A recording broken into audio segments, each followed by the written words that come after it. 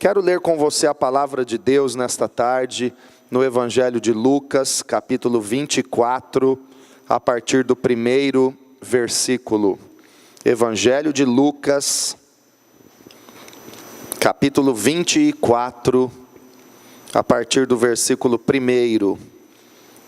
A Bíblia diz assim: No primeiro dia da semana, de manhã, bem cedo, as mulheres levaram ao sepulcro as especiarias aromáticas que haviam preparado. Encontraram removida a pedra do sepulcro, mas, quando entraram, não encontraram o corpo do Senhor Jesus. Ficaram perplexas, sem saber o que fazer. De repente, 2 homens com roupas que brilhavam como a luz do sol, e colocaram-se ao lado delas. Amedrontadas, as mulheres baixaram o rosto para o chão, e os homens lhe disseram: Por que vocês estão procurando entre os mortos aquele que vive? Ele não está aqui, ressuscitou. Lembrem-se do que ele lhes disse, quando ainda estava com vocês na Galileia. É necessário que o Filho do Homem seja entregue nas mãos dos homens pecadores, seja crucificado e ressuscite no terceiro dia. Então se lembraram das palavras de Jesus.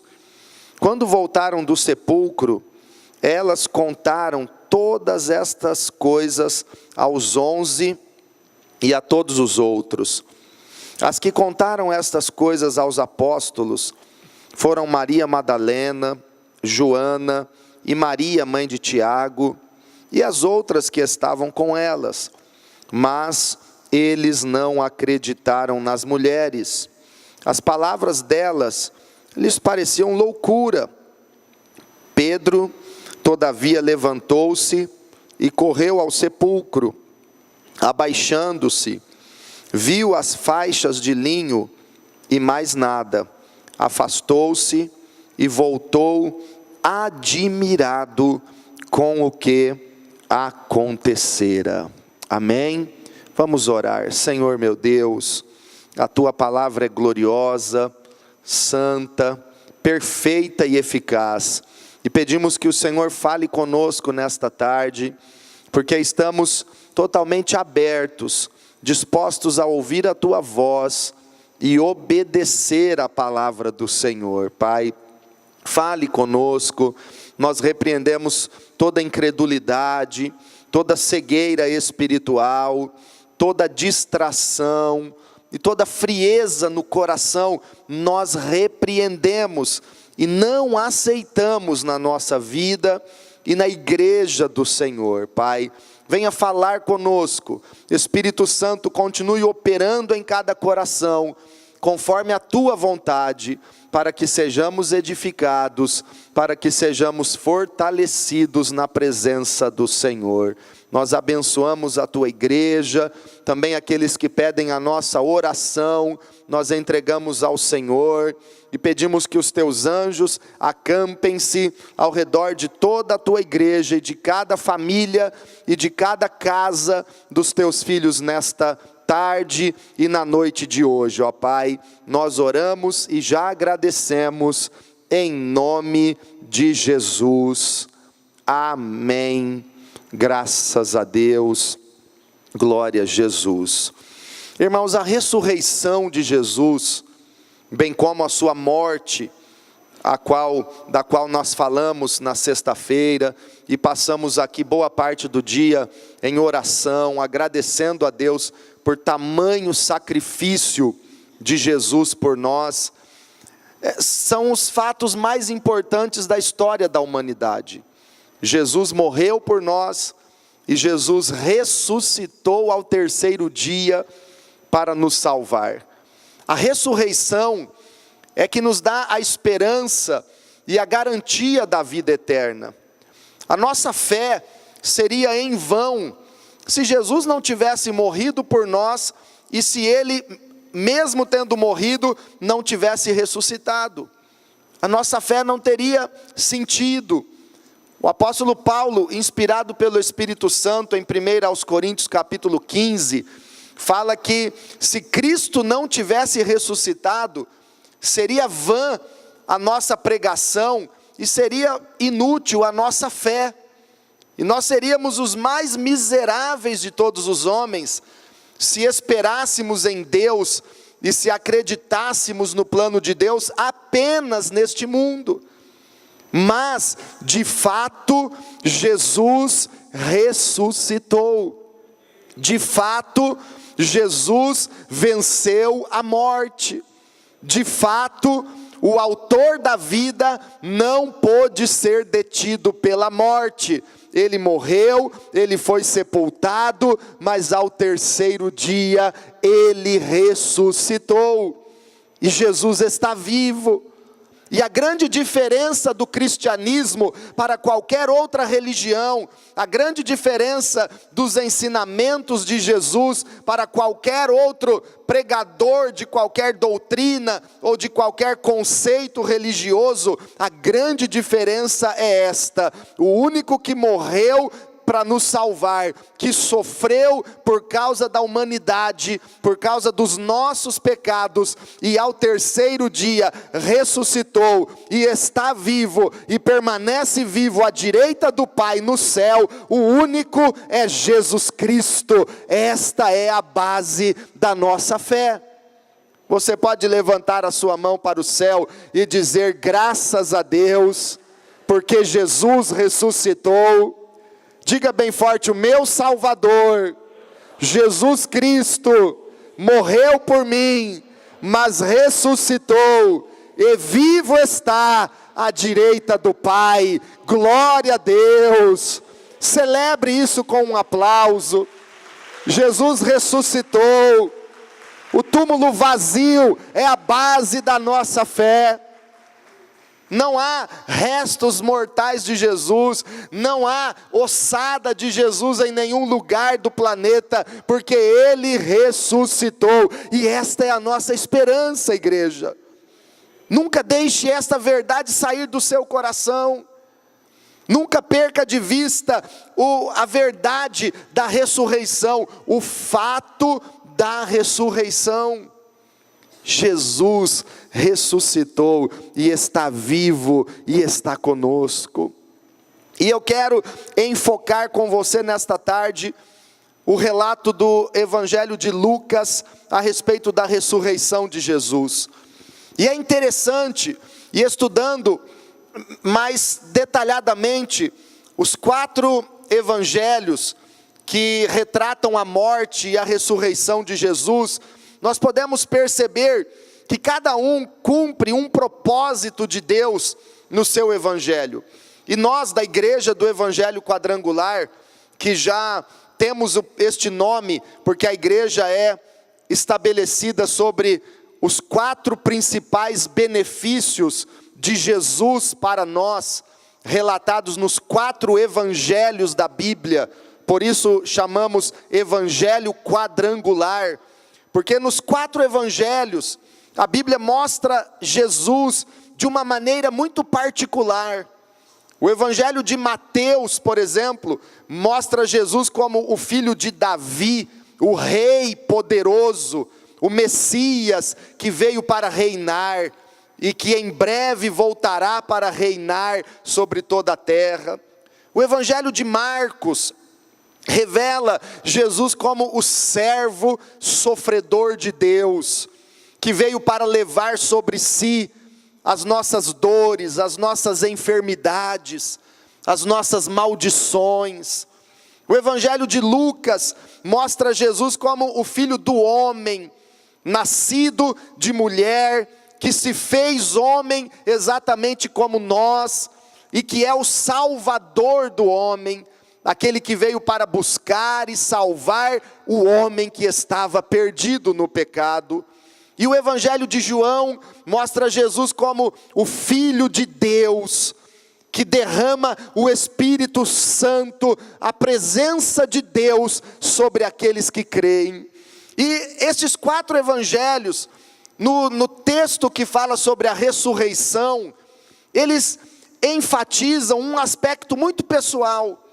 Analisando o Evangelho de Mateus, eu percebi que Mateus, como em todo o seu livro, ele fala de Jesus como o Messias, como o Rei de Israel, como o Rei que em breve voltará para reinar. No texto da ressurreição, ele fala que Jesus ressuscitou para reinar, que Jesus ressuscitou e voltou para o céu, mas em breve voltará.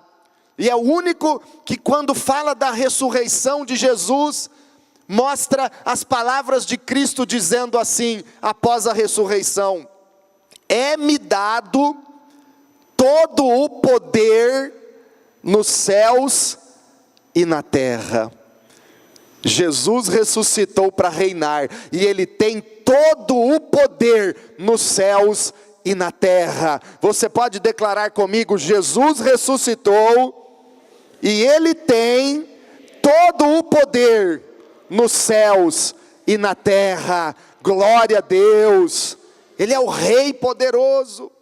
O Evangelho de Marcos, no texto da ressurreição, em Marcos 16, ele fala claramente que Jesus ressuscitou e continua operando no nosso meio, continua curando, continua libertando os cativos.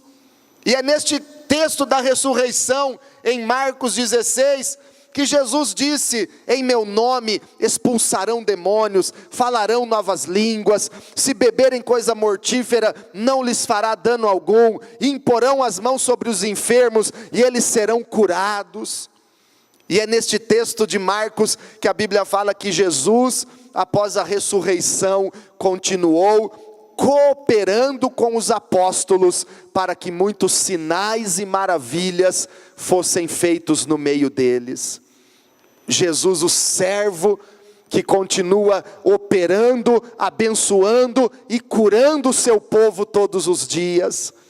No Evangelho de João, nós vemos este Evangelho glorioso da Bíblia, falando da ressurreição de Jesus, para voltar para o céu e assentar-se no lugar que lhe é devido, à direita do Pai. É o único evangelho que na ressurreição de Cristo fala que quando Maria Madalena o encontrou e queria abraçá-lo, ele disse: não me detenha, porque eu ainda não voltei para o meu Pai e vosso Pai, meu Deus e vosso Deus. Ele se apresenta como Filho de Deus, que estava voltando para o Pai. E no mesmo capítulo 20 de João, tratando da ressurreição, João diz que Jesus se reuniu com os discípulos e soprou sobre eles o Espírito Santo. Ele veio e ele ressuscitou para derramar o Espírito Santo sobre a vida daqueles que creem nele e que buscam a sua presença. E o Evangelho de Lucas tem uma particularidade muito linda no capítulo 24, falando sobre a ressurreição de Jesus.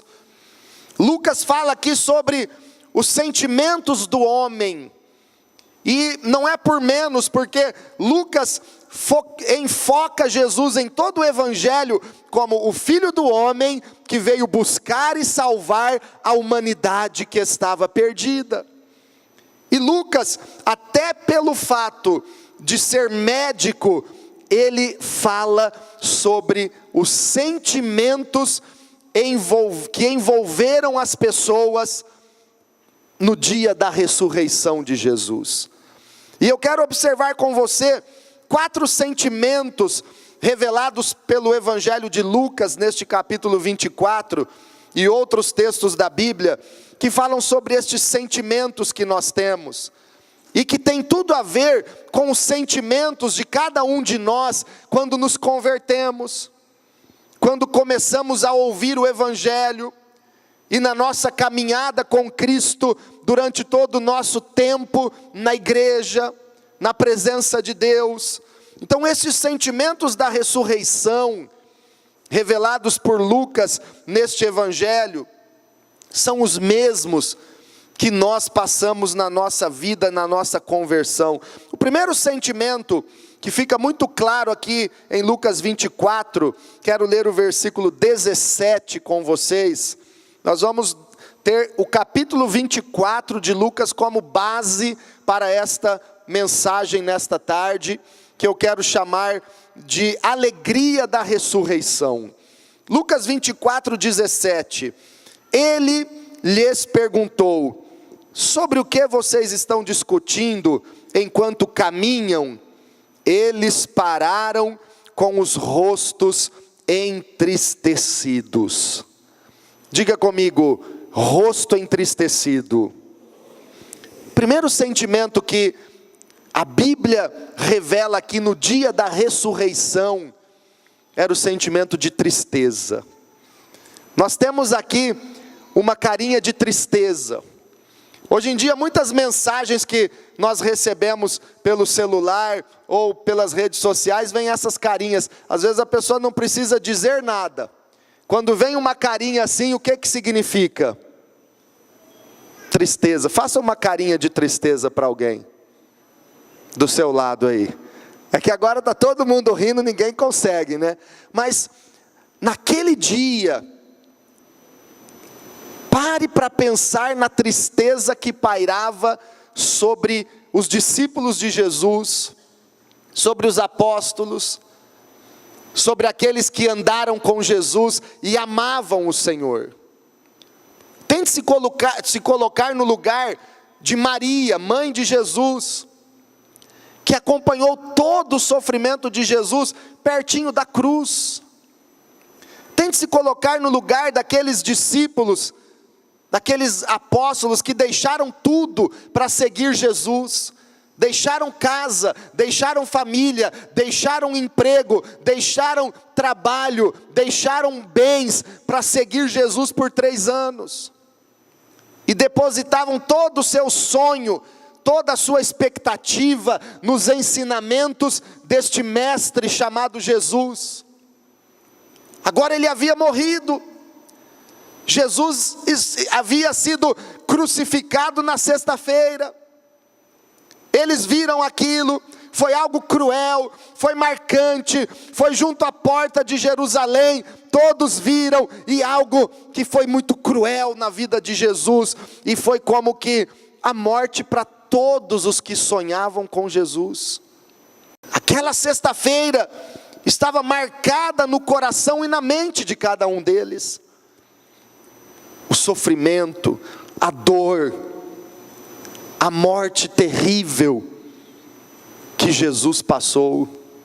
Havia tristeza, havia um sentimento de tristeza, todos eles estavam, e com razão, muito tristes, muita tristeza. E isso coincide com o sentimento que todo pecador sente quando ouve a respeito de Jesus e de salvação. Toda pessoa, quando começa a aprender a verdade e começa a reconhecer que Deus é santo e que o homem é pecador, todos pecaram e destituídos estão da glória de Deus, e estão condenados à morte eterna, ao inferno, por causa dos seus pecados, não porque Deus queira lançá-los ao inferno, mas por causa da sua própria culpa, do seu próprio pecado e da sua própria carência de Deus. O homem está condenado ao pecado e está condenado à perdição eterna. Então, quando alguém começa a conhecer isso, sente tristeza. Deus, como eu pude viver assim até agora? Senhor, como eu estava vivendo separado de Ti? Meu Deus, eu reconheço o quanto eu tenho ferido o Senhor com os meus pecados. Irmãos, as feridas que Jesus suportou, cada chicotada, cada espinho naquela coroa cravada na sua cabeça, cada cravos que fincaram suas mãos e pés naquela cruz, eram os nossos pecados, ferindo e machucando o Salvador. Tem que causar dor quando nós entendemos o porquê Jesus morreu. Tem que machucar, e isso causa tristeza. O arrependimento verdadeiro é um sentimento de dor profunda por causa dos nossos pecados. O arrependimento é quando você sente de verdade que está errado e sente uma dor profunda por estar agindo dessa forma, e um sentimento que te leva a repudiar, continuar nesse erro, e que um sentimento que te leva a decidir: eu não quero mais isso para a minha vida. Olha o que a Bíblia diz na segunda carta de Paulo aos Coríntios, no capítulo 7, versículo 10. Segunda aos Coríntios, capítulo 7, verso 10. A tristeza, segundo Deus, não produz remorso, mas sim um arrependimento que leva à salvação. E a tristeza, segundo o mundo, produz a morte. Diga comigo: a tristeza do mundo gera morte. E diga assim: a tristeza, segundo Deus, leva ao arrependimento e salvação. Irmãos, olha a diferença. A tristeza do mundo, a tristeza do diabo, a tristeza que as pessoas sentem porque não tem Deus na sua vida, só leva à morte.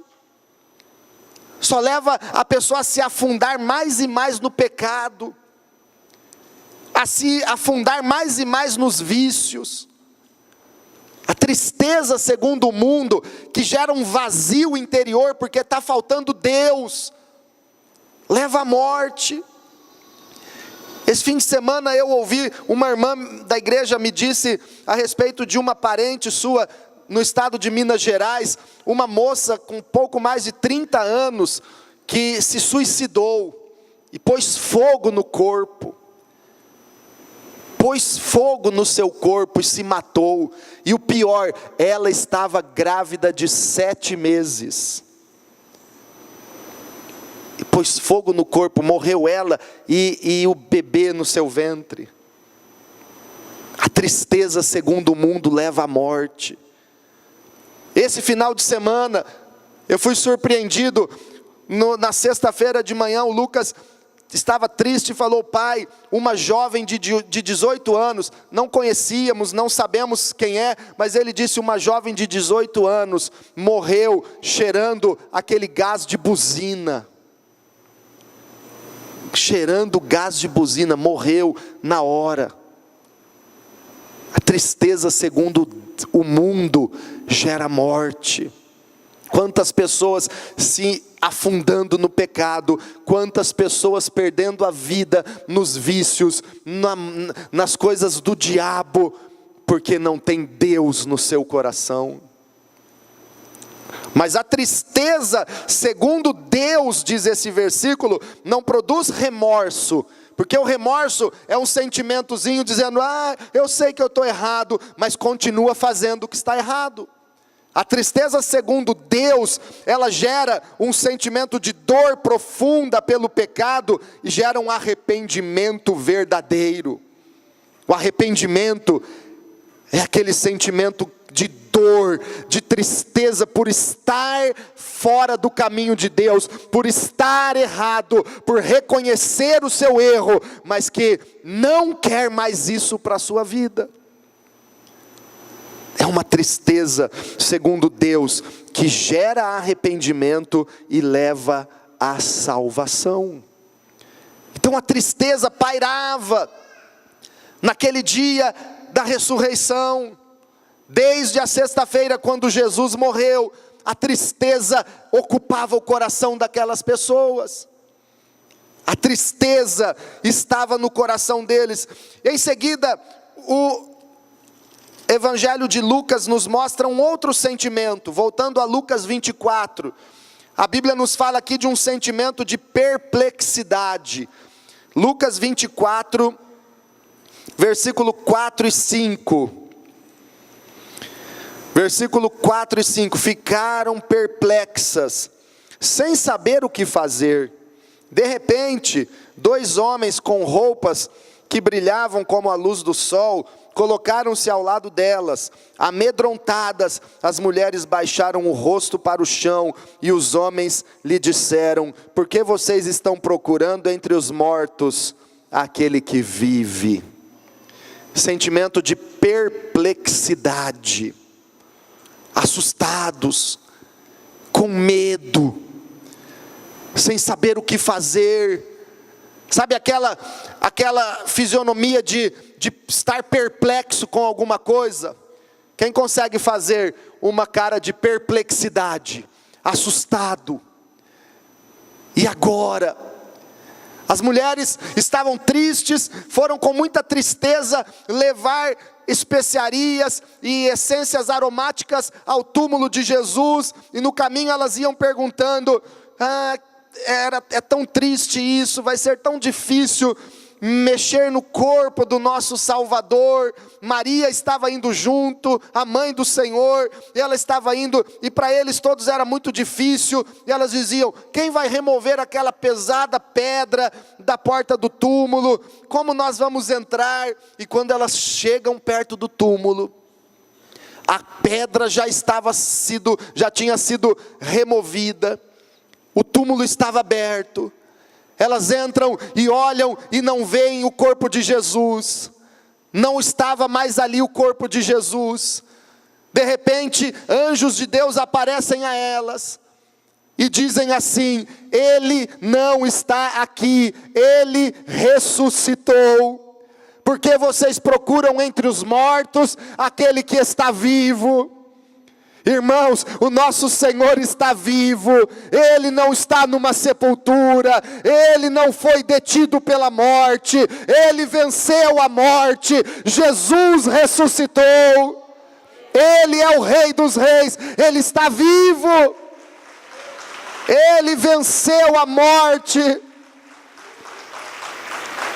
Agora, imagine a reação daquelas pessoas ao ver um anjo e ao ouvir esse relato e essa notícia da ressurreição.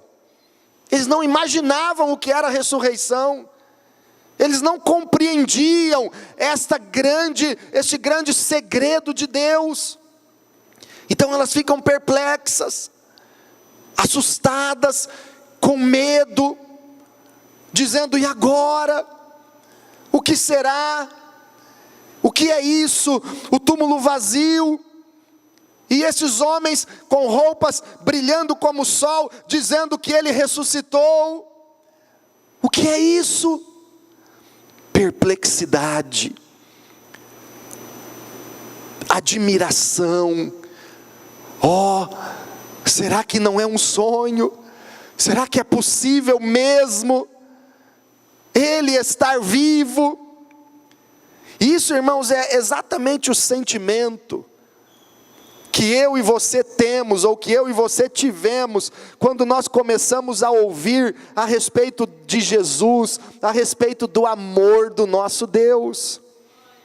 Há um sentimento de perplexidade, porque nós começamos a entender o quanto nós somos pequenininhos, o quanto nós somos falhos e pecadores, o quanto nós somos tão pequenos, e o quanto o nosso Deus é grande, é exaltado, é maravilhoso. Ele é o Criador dos céus e da terra, Ele se assenta num alto e sublime trono, Ele é o Deus Todo-Poderoso, de eternidade a eternidade, Ele é Deus. Ele não foi criado por ninguém, Ele é o Criador de todas as coisas, e nós começamos a ver e a entender que Ele nos ama, que Ele está conosco, que Ele habita conosco. Nós começamos a perceber que esse Deus tão maravilhoso, Ele nos amou de tal maneira, que entregou o seu Filho unigênito, para morrer no nosso lugar, para que todo aquele que nele crê, não pereça, mas tenha a vida eterna. É por isso que o amor de Deus nos constrange. Nós ficamos perplexos: ó Deus, quem sou eu para que o Senhor me ame tanto assim? Quem sou eu? Quem sou eu? É por isso que Davi escreve o Salmo 8 dizendo: Senhor, Senhor nosso, quão admiráveis são os teus feitos. Quão maravilhosas são as tuas obras. Quando vejo os céus, obra das tuas mãos, a lua, as estrelas que tu preparastes, quando vejo a grandeza de tudo que o Senhor fez, eu fico pensando: o que é o homem para que dele te lembres? E o filho do homem para que o visites? Irmãos, eu fico perplexo.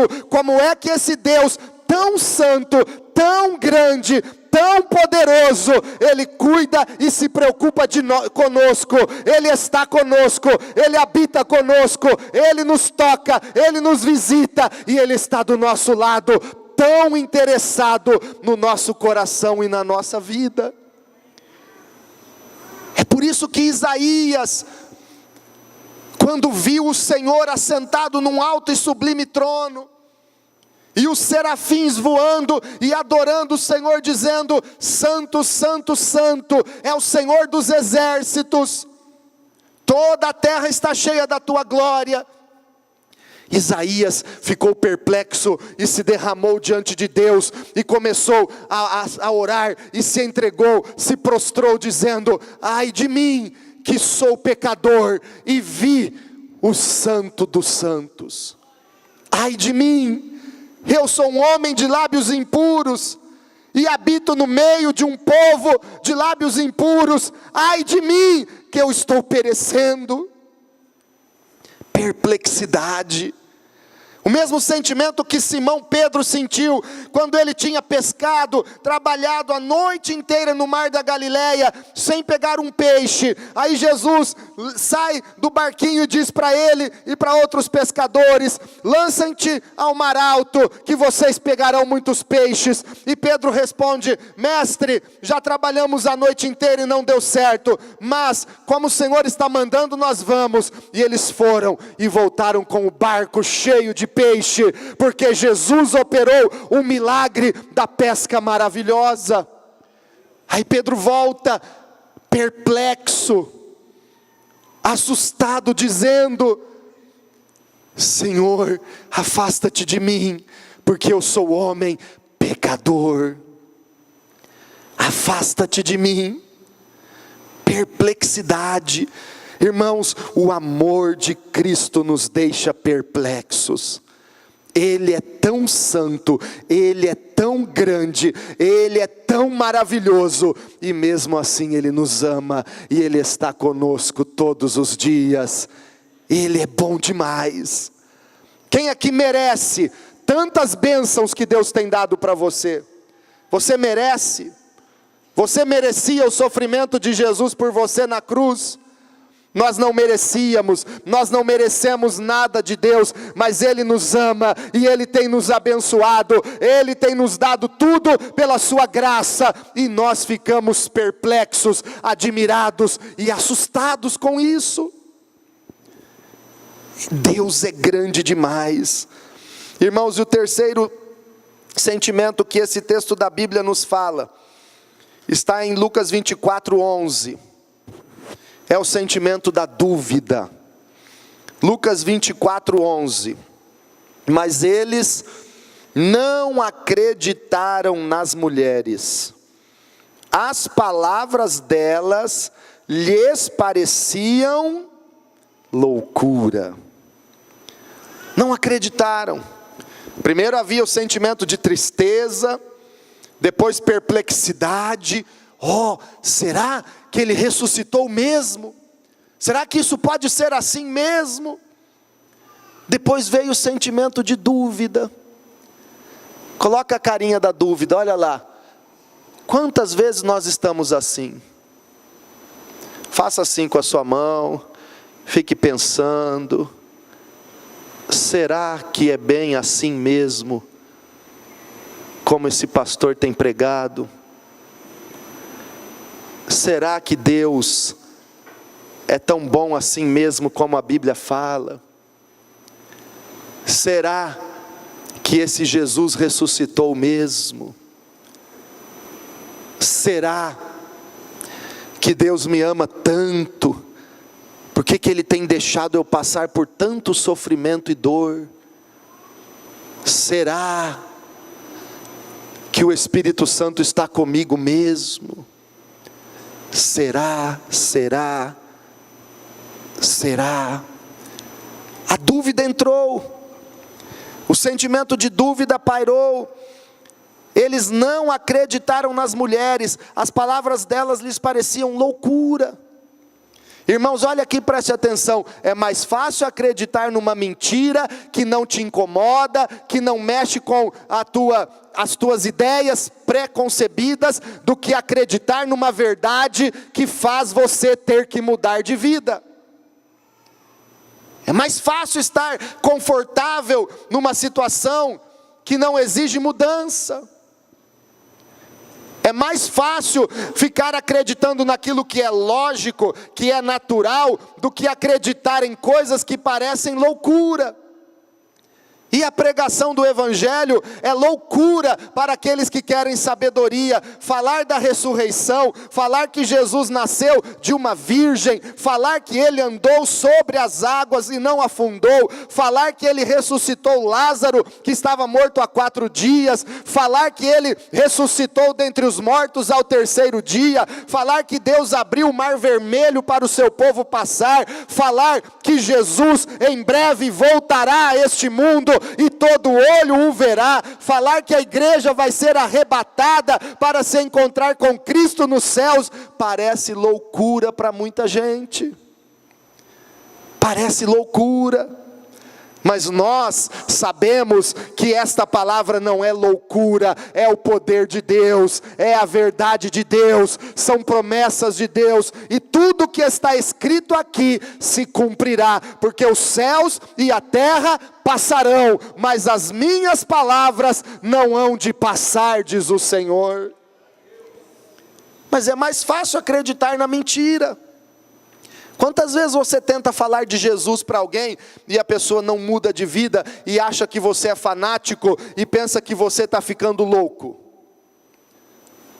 Quantas vezes, quantos questionamentos existem sobre a tua fé, sobre a nossa fé? Quantas pessoas questionam, mas esse negócio de batismo no Espírito Santo era só lá para o dia de Pentecostes. Eles não conhecem a palavra, eles não leem a Bíblia e não conhecem o que o Espírito Santo está fazendo. É mais fácil acreditar numa mentira do que abrir o coração para a verdade. Jesus vai voltar, eu ouço isso há mais de 30 anos, e Ele não voltou ainda não, mas em breve Ele voltará, está escrito e a palavra se cumprirá. Mas para muita gente nós estamos loucos, parece loucura, irmãos, e é muito importante que quem não acreditou nas mulheres que falavam da ressurreição, foram os próprios apóstolos de Jesus. Não eram os incrédulos.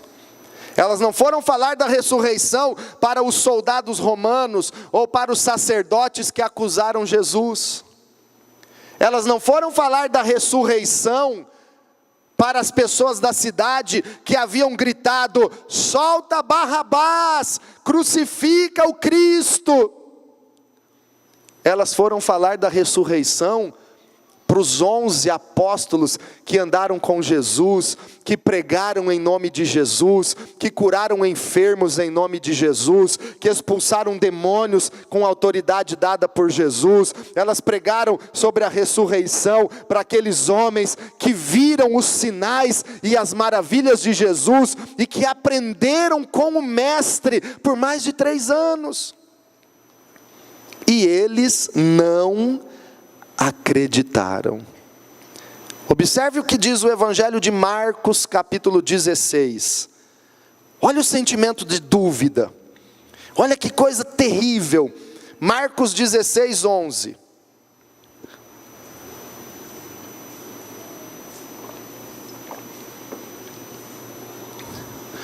Marcos 16, 11. Quando ouviram que Jesus estava vivo e fora visto por ela, Maria Madalena já tinha visto Jesus ressurreto. quando ouviram que Jesus estava vivo e fora visto por ela, não creram. Não creram. Versículo 12: depois Jesus apareceu noutra forma a 2 deles, estando eles a caminho do campo. Eles voltaram e relataram isso aos outros, mas também nestes eles não creram. Não creram. A dúvida surge. A dúvida está aí, tentando impedir a tua salvação e a tua fé. Olha depois o versículo 14: mais tarde, Jesus apareceu aos 11, enquanto eles comiam. E aí o que Jesus fez? Censurou-lhes a incredulidade e a dureza do coração, porque não acreditaram nos que o tinham visto depois de ressurreto. Jesus teve que censurar-lhes este sentimento de dúvida. Irmãos, olha aqui, preste muita atenção. A dúvida é um sentimento semeado por Satanás para impedir a nossa fé. Satanás espalha mentiras e controvérsias e dúvidas no coração das pessoas para impedir a obra de Deus na vida delas. Vencer essa batalha contra a dúvida é um objetivo que todos nós devemos ter. É uma batalha interior, na mente e no coração, para resistir à dúvida e à incredulidade, e crer de todo o coração na palavra de Deus e nas promessas do Senhor. E guarde bem uma verdade, irmãos: um dos trabalhos do Espírito Santo em nós é nos convencer da verdade. E um dos trabalhos principais do diabo é confundir as pessoas. O Espírito Santo tenta convencer, o diabo tenta confundir.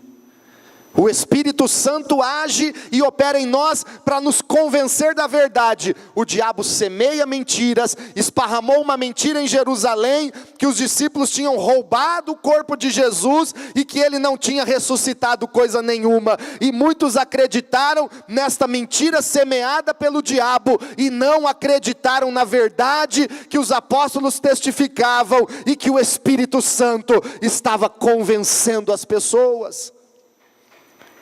O diabo tenta confundir. Por isso a Bíblia diz que Deus não é Deus de confusão. Quem vem para confundir é Satanás, mas o Espírito Santo está tentando abrir o seu coração para que você creia de verdade e assim desfrute a plena alegria na presença do Senhor. Quando vencemos esta batalha da dúvida no nosso interior, nós passamos para o 4º sentimento que o Evangelho de Lucas nos mostra. E eu quero encerrar observando com você, voltando a Lucas 24, o versículo 52. Lucas 24, 52. O 4º sentimento revelado no Evangelho de Lucas a respeito da ressurreição de Jesus, é o sentimento da alegria. Leiam comigo o verso 52. Então eles o adoraram e voltaram para Jerusalém com grande alegria.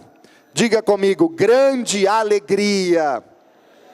A ressurreição de Cristo é o fator primordial para que haja grande alegria no nosso coração e na nossa vida. E quando nós passamos por estes sentimentos, o verdadeiro arrependimento que produz tristeza, mas nos leva à salvação, a perplexidade, quando conhecemos a grandeza do chamado e do plano de Deus na nossa vida, e ficamos perplexos e admirados, depois enfrentamos a dúvida e as mentiras que Satanás semeia, mas enfrentamos com fé e vencemos essa batalha interior, aí então nós podemos desfrutar de uma vida plenamente vitoriosa, de uma vida plena de alegria na presença do Senhor. Agora este capítulo de Lucas que fala sobre a ressurreição, que começou com um sentimento de grande tristeza no coração de cada pessoa e discípulo, agora termina com um relato dizendo: eles o adoraram e voltaram para Jerusalém com grande alegria. Deus está derramando esta grande alegria no nosso coração, porque Jesus ressuscitou. E irmãos, tem uma grande verdade que nós precisamos aprender: a nossa alegria não depende das circunstâncias, a nossa alegria é porque Jesus está vivo, Jesus ressuscitou, Jesus é a tua esperança, Jesus é o teu Salvador, e o teu nome está escrito nos céus. Você tem a vida eterna com o Salvador Jesus. Aleluia! Aplauda o Senhor, receba esta grande alegria do Espírito Santo. Grande alegria. O versículo 53 termina o Evangelho de Lucas dizendo: e permaneciam constantemente no templo, louvando a Deus. Sabe por que nós estamos hoje aqui, 3 cultos? Sabe por que nós permanecemos constantemente no templo e nas casas, louvando e bendizendo o Senhor? Porque Ele é bom, porque Ele ressuscitou. Nós não estamos aqui só para buscar uma bençãozinha ou outra, não. Nós estamos aqui para louvar esse Deus, porque Ele ressuscitou, e Ele é o motivo da nossa adoração e do nosso louvor. Aleluia! Irmãos, eu sinto alegria só em pensar que o meu Salvador morreu na cruz no meu lugar, foi sepultado, mas ressuscitou. Eu tenho vontade de pular, tenho vontade de gritar glória a Deus, tenho vontade de dar aleluia, porque Jesus está vivo, e essa é a razão da nossa alegria. É a razão. Você não tem motivos para estar triste, porque o teu Salvador ressuscitou. Ele está vivo, amém, grande alegria. E eu sei que nesta tarde, irmãos, Deus está ministrando esta unção de alegria no coração de cada um de nós. Você vai sair daqui hoje cheio da alegria do Senhor. Você vai ter uma semana com a carinha da alegria, com esse sorriso na orelha, porque não depende do que vai acontecer, depende do que já aconteceu. Jesus ressuscitou, aleluia! Fica de pé diante do Senhor. Vamos ler o Salmo 16, que fala sobre a ressurreição de Jesus. O Salmo 16 foi a base da pregação de Pedro e da pregação de Paulo.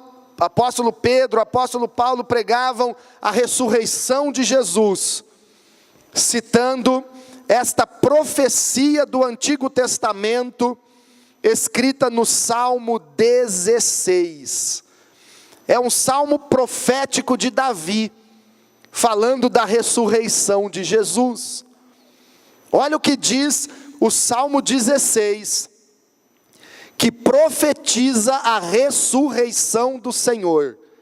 Leia junto comigo o Salmo 16, versículo 9 em diante. Salmo 16, verso 9. Por isso o meu coração se alegra. Diga comigo, meu coração se alegra. E no íntimo exulto. Diga, no íntimo eu exulto. Mesmo o meu corpo repousará tranquilo, porque tu não me abandonarás no sepulcro, nem permitirás que o teu santo sofra decomposição. Aqui está a profecia da ressurreição de Jesus. Tu não me abandonarás no sepulcro.